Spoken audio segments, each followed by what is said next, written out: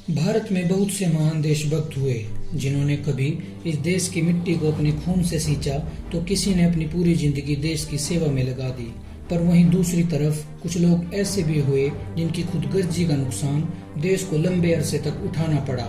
ऐसे लोगों को इतिहास में एक ही नाम दिया गया, गद्दार। जब भी गद्दारों की बात होती है तो दो नाम सबसे पहले लिए जाते हैं, पहला जयचंद और दूसरा मीर जाफर। पर आज बात न तो जयचंद की करेंगे न ही मीर जाफर की, बल्कि आज दूसरे गद्दार मीर जाफर को गद्दार बनाने वाले रॉबर्ट क्लाइव की करेंगे। कौन था ये रॉबर्ट क्लाइव?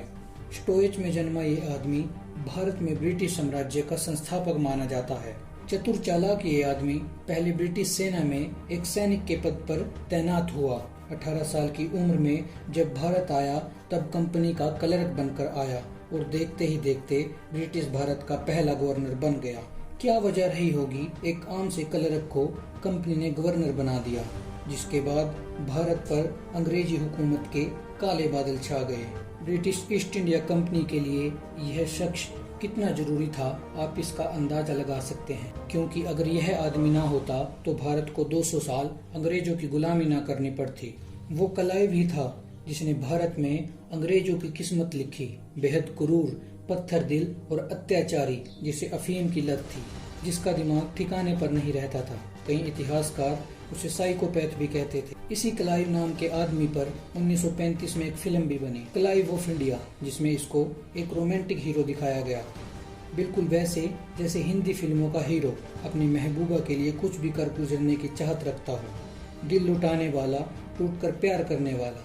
एक दिन क्लाइव ने अपने एक दोस्त के गले में एक लॉकेट देखा जिसमें एक लड़की की तस्वीर थी जो इंग्लैंड की थी। फोटो देखकर ही क्लाइव को उस लड़की से प्यार हो गया। बिना लड़की से मिले ही उसने लड़की से अपने प्यार का इजहार कर दिया। क्लाइव ने लड़की को चिट्ठी लिखी जिसमें उसने लड़की को भारत आने को कहा। उस वक्त इंग्लैंड से भारत आने में पूरा 1 साल लगता था। लड़की भारत आ गई और दोनों ने शादी कर ली। आगे चलकर इसी घटना ने बहुत बड़ी भूमिका निभाई। क्लाइव हिंदुस्तान के लिए शाप, लेकिन अंग्रेजों के लिए वरदान था। जब साल 1744 में क्लाइव पहली बार ईस्ट इंडिया कंपनी का एजेंट बनकर भारत के लिए निकला तो रास्ते में जहाज खराब हो गया। जहाज को ठीक होने में तकरीबन 9 महीने लग गए और इसी बीच क्लाइव ने पुर्तगाली भाषा सीख ली, जो क्लाइव के आगे बहुत काम आई। साल 1707 मुगल बादशाह औरंगजेब की मौत हो चुकी थी, जिसके बाद धीरे धीरे मुगल साम्राज्य कमजोर होता चला गया और सूबेदार ताकतवर होते चले गए। उस वक्त भारत पर फ्रांस, पुर्तगाल और ब्रिटेन सबकी नजर थी। इन सब में फ्रांस सबसे ज्यादा मजबूत था। मद्रास पर अंग्रेजों का प्रभाव था। फ्रेंच सेना ने अंग्रेजों पर हमला कर दिया। इस लड़ाई में अंग्रेज हार गए, लेकिन क्लाइव ने बड़ी बहादुरी दिखाई और उसने झुकने से इनकार कर दिया। क्लाइव चालाकी से वेश बदलकर वहां से भाग गया। बस यहीं से क्लाइव की किस्मत खुल गई। अब वो सीनियर अफसरों की नजर में आ गया था। जिस फ्रेंच सेना के साथ लड़ते हुए उसने बहादुरी दिखाई, उसी बहादुरी के दम पर उसे लेफ्टिनेंट कर्नल बना दिया गया। जिसके बाद क्लाइव ने खूब दौलत कमाई, खूब भारत को कंगाल किया, जिसमें बंगाल को क्लाइव ने सबसे ज्यादा कंगाल किया। बंगाल उस समय ब्रिटेन से भी ज्यादा अमीर था, जिसे लूटकर क्लाइव ने खूब दौलत कमाई। जब क्लाइव ब्रिटेन लौटा तो बहुत खजाना लेकर लौटा। उसने 2 करोड़ से भी ज्यादा की संपत्ति बनाई। आज के दौर में समझ लीजिए 2 अरब रुपए। खैर, ये तो थी कुछ बात क्लाइव की जिंदगी से जुड़ी हुई। अब जानते हैं कैसे क्लाइव हिंदुस्तान के सूर्य पर ग्रहण साबित हुआ। वह लड़ाई जिससे क्लाइव को सबसे बड़ी पहचान मिली। सन 1756 में अली वर्दी खां के बाद सिराजुद्दौला बंगाल का नवाब बना, जिसके बाद नवाब की फौज ने कासिम बाजार पर हमला किया और कलकत्ते के किले पर कब्जा कर लिया। कलकत्ते की ये हार अंग्रेजों की पीठ तोड़ देती, पर अंग्रेजों की ओर से कलकत्ता पर दोबारा कब्जा करने के लिए क्लाइव को भेजा गया। इस लड़ाई को इतिहास में प्लासी की लड़ाई के नाम से जाना जाता है। 21 जून 1757 मानसून जोरों पर था। क्लाइव और नवाब की सेनाएं आमने सामने थी। क्लाइव के साथ 1100 यूरोपियन और लगभग 2000 भारतीय सिपाहियों की फौज थी। इधर सामने नवाब के पास 18,000 घुड़सवार और 50,000 पैदल की भारी भरकम फौज थी। नवाब का पलड़ा भारी लग रहा था, पर विधि को कुछ और ही मंजूर था।